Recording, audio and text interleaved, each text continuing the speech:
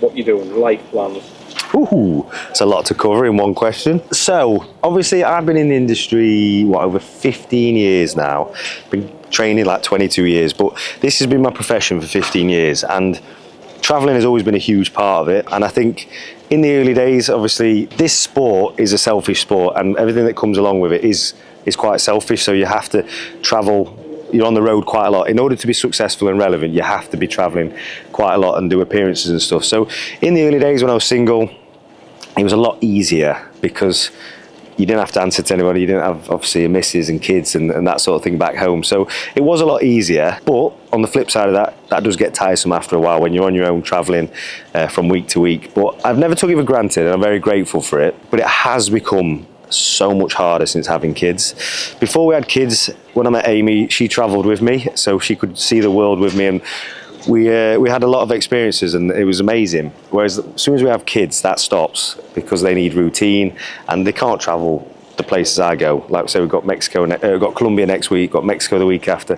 It's too long for a 4-year-old and a 1-year-old to come to all of them. So yeah, I do find it a lot harder now, but at the same time, I still feel very fortunate and grateful that this is what I class as my job. I used to work on site. I was a plumber for 7 years. I was a pot washer in that time in an evening, and there's nothing wrong with that. I actually enjoyed plumbing. I used to love fixing problems and renovating houses, but at the same time, it was hard graft. That was hard graft in the snow, in the winter, rainy, cold. Whereas this is what I class as my job now. So yeah, catch-22. But I'm still very grateful. My goal was always to be number one in men's physique. When I decided to start my journey as a competitor, there was no other focus. I wasn't focused about making money or being famous or doing anything like that. It was always about being the best at my sport, my chosen sport, which was men's physique. That has always been the focus. The financial thing, the lifestyle I live now is a bolt-on from me competing. It's a bonus. It was never meant to be the forefront and focus. That obviously changes when you have kids. No matter what, you become the provider. I know you shouldn't say that now because it's all about equality, but when you're like the man of the house, I've always been bred to be like, you now protect your family and you provide for them, and that's kind of how I've been ever since having the kids. So your priorities change in the fact that I still always wanted to be number one, but there was an added purpose. I wanted to make them proud. I wanted to be more financially stable so they have a better life. And so, yeah, priorities have changed, but the goal was always to be number one no matter what. I just want to ask you a little bit about, obviously, your sponsors, mate. MyProtein, Gym. Oh, that whole thing. Oh, what? I want to ask you about them and like, what's it like working with these type of brands? Obviously, we know that Gymshark, one of the most prestigious brands out there. Again, with MyProtein, same thing. What does that mean to you, and what's your relationship like with them? Because what I've noticed, obviously, being out here shooting with you, it's like a family. It really is a family feel. Do you get that vibe? Yeah, so 100%. I've stayed with brands for a long time, like longevity. I've always picked and choose the brands I worked with. I've been fortunate enough to be able to do that, and it's always gone on my personal relationship with them. So a lot of the guys some of them you met yesterday, they were at my wedding, which my wedding was very closed off just to close friends and family.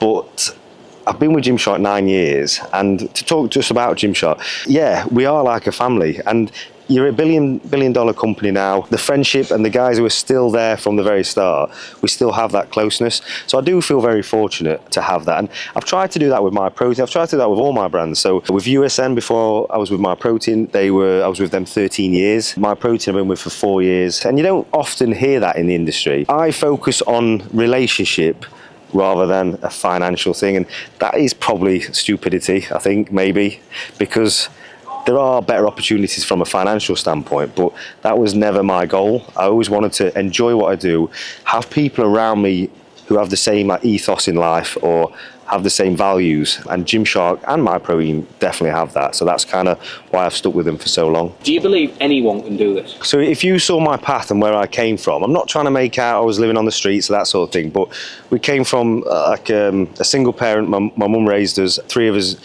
sharing a bedroom. I was the youngest of 3, and we didn't have the finest things in life. We didn't go without, I'm not trying to say that, but we didn't have the finest things in life, and we knocked about on council estates, that sort of thing growing up. I had a brilliant upbringing, but we never had the lavish things. So my journey, or what you would how I started it, you wouldn't have seen me here. And like the people I used to knock about with, who I was with, they wouldn't be doing this sort of thing. And I was like instilled into me to work. As soon as I could work, I was working from 14. And at 16 years old, there was no option to go on to further education for university. It was straight into the get a trade behind you, and that's what you do. You work a 9 to 5 in a trade. So I was a plumber, and that's kind of what I believed was my journey. But at the same time, I always wanted more, and I knew there was something more out there. I followed my passion, so bodybuilding was always my passion. Even though at the time there was no financial gain from it, didn't know you could make a career out of it.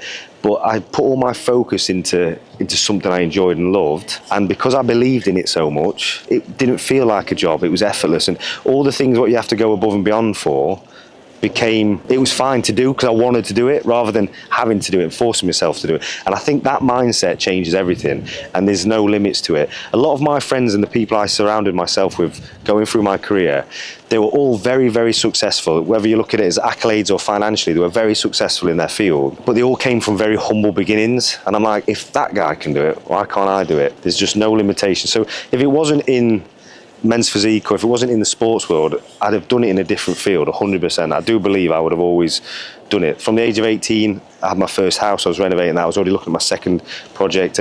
I was always constantly trying to find ways to earn more money or to be successful. So yeah, I do believe anybody could do it if they truly want to do it.